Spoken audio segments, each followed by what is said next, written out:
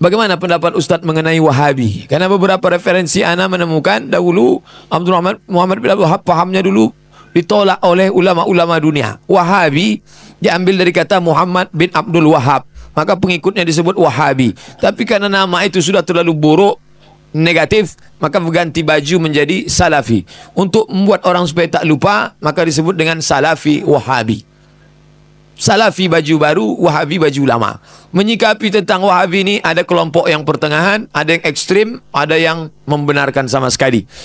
Jadi saya kira ada turunan-turunan informasi yang dari atas itu, yang di kalangan elit sudah selesai, ke bawahnya itu tak sama.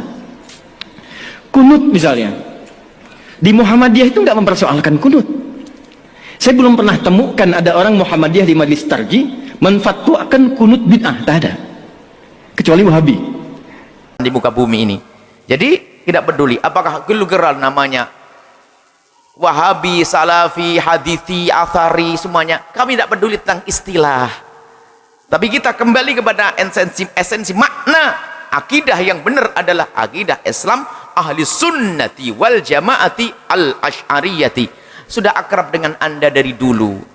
Ciri ahli sunnah yang sangat kental pada anda adalah yang sangat jelas pada anda waktu anda kecil suruh mengatakan Allah, Abu Bakar sahabat Nabi, Umar, Uthman, Sayyidina Ali, sanjungan kepada sahabat Nabi, itu ahli sunnah. Kemudian ciri Asy'ari adalah Allah wujud kita mbako. Ini ciri. Biarpun pembahasan Asy'ari tidak hanya terbatas di urusan sifat 20. Sifat Allah sangat banyak. Dan sifat 20 adalah sebagian kecil dari sifat Allah dibahas dalam sifat 20 itu. Karena di dalam sifat 20 ini terjadi perdebatan antara kaum Mu'tazilah, kaum Jabariyah dan seterusnya, sehingga para ulama perlu membahas sifat 20. Adapun yang lainnya nggak perlu diskusikan tentang Rahman, Rahim Allah, sudah jelas. Ini. Kemudian masalah Salafi, kita Salafi. Salafi itu apa sih? Salaf itu adalah dahulu, khalaf berikut. Salafi, apakah ada madhab Salafi? Madhab Salafi itu apa sih? Bagaimana saya menjadi seorang salaf?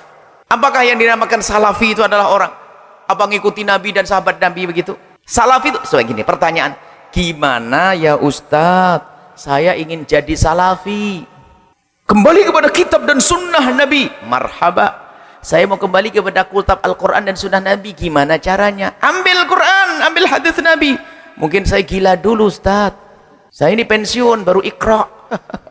Suruh kembali kitab dan sunnah Nabi. Untuk kembali kepada Al-Quran dan hadis Nabi, tentunya bagi orang yang punya ilmu. Dan untuk memahami Al-Quran dan hadis pun tidak hanya orang yang tahu bahasa Arab, gak bisa. Orang Arab ngerti bahasa Arab, tapi tidak bisa dikatakan semuanya ulama. Orang Arab yang ngerti, di situ ada rambu-rambu, ada aturan, ada ilmu. Jadi makanya dalam bahasa lain ada manhaj, metodologi, cara untuk kembali kepada Al-Quran dan hadis Nabi, ada cara.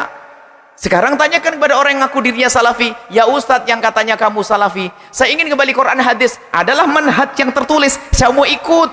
Bingung dia, apa ya manhajku? Manhaj itu apa sih? Cara bagaimana saya paham Quran dan hadis Nabi. Kembali bingung dia. Bicara harus pakai kitab usul fikih, harus ulumul Quran, ilmu tafsir.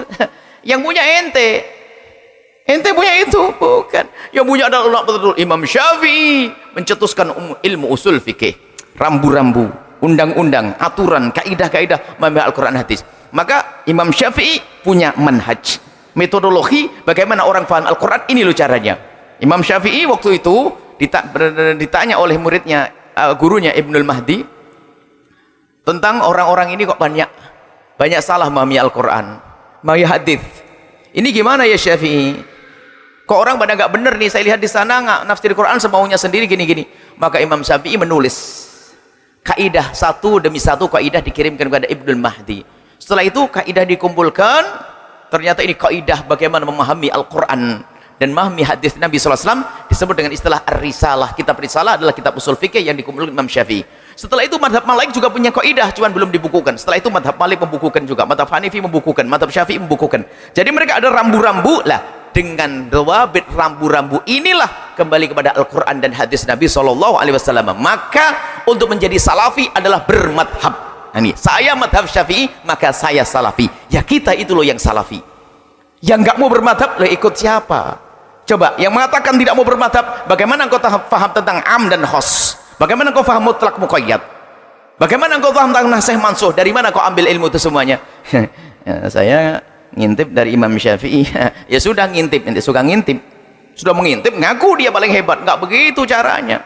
Kita insyaf, sealim apapun orang madhab Syafi'i seperti Nawawi, insaf, aku alim. Tapi pun demikian ilmumu ini manhajku, cara memahami fikihku aku ambil dari manhaj Syafi'i. Makanya Imam Nawawi dikatakan beliau adalah asy-Syafi'i, bermadhab Syafi'i. Kita ngikuti ulama, guru kita ngikuti gurunya, guru kita ngikuti gurunya, dan seterusnya. Mereka ngikuti Imam Syafi'i dalam memahami Al-Quran, hadis Nabi, keluarlah cetusan hukum fikih. Dan Imam Syafi'i punya dhawabit untuk memahami Al-Quran, punya rambu-rambu untuk memahami Al-Quran. Jadi kalau pengen tahu salafi, ya kita inilah salafi. Nah, tapi kok di situ ada salafi? Pokoknya kalau orang ngaku salafi, ya nggak bermadhab, ya bukan salafi lagi. Madhab itu apanya apa? Ngikuti manhaj memahami Al-Quran hadis. Yang nggak pakai madhab Syafi'i, Hambali, Maliki, Hanafi, nggak ada manhaj dong. Terus pakai apa?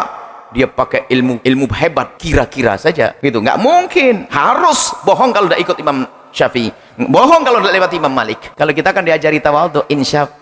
Wong kita intisab kepada guru, guruku siapa? Ini ngikut sampai nyambung. Ini salafi adalah orang mengikuti Al-Quran dan hadis Nabi SAW. Sekarang ada orang mengatakan, kita sholat seperti sholatnya Rasulullah, bukan seperti sholatnya madhab Syafi'i. Ada orang, hebat bener nih orang. Kita sholat seperti sholatnya Rasulullah, bukan sholat seperti madhabnya Syafi'i, bukan seperti sholatnya madhab Malik. Ini kan orang kurang ajar kepada madhab Syafi'i. Soal mengatakan Syafi'i sholatnya tidak seperti sholatnya Rasulullah. Satu. Yang kedua, dia mengatakan aku lebih hebat dari Syafi'i. Orang akhir zaman ngomong begitu. Ini model-model orang akhir zaman, membuat kerusakan di muka bumi ini. Dan umat menjadi retak, umat menjadi tidak akur, tidak indah di saat munculnya orang-orang semacam ini. Sehingga dalam kalangan para ulama itu biasa madhab Malik berguru dengan madhab Syafi'i dan seterusnya, biasa pertukaran guru itu tidak ada masalah. Bahkan Imam Abu Hanifah, Imam Malik pun adalah gurunya Imam Syafi'i, dan Imam Syafi'i juga gurunya Imam Ahmad ibn Hanbal. Jadi bukan permusuhan, tapi akhir zaman kita dibikin permusuhan. Nah, ini kerusakan di muka bumi ini adalah orang-orang penyebar fitnah yang sesaat mengatakan dirinya ahli sunnah wal jamaah, tapi dia jauh daripada manhaj ahli sunnah. Sesaat mengatakan dirinya salafi, tapi tidak tahu salafi model apa. Salafi semuanya adalah kita. Kalau anda bermadhab, maka anda adalah salafi, karena bermadhab adalah mengikuti ulama, dan ulama itu yang punya metodologi untuk kembali kepada Al-Quran dan hadis Nabi SAW. Wallahu a'lam bishawab.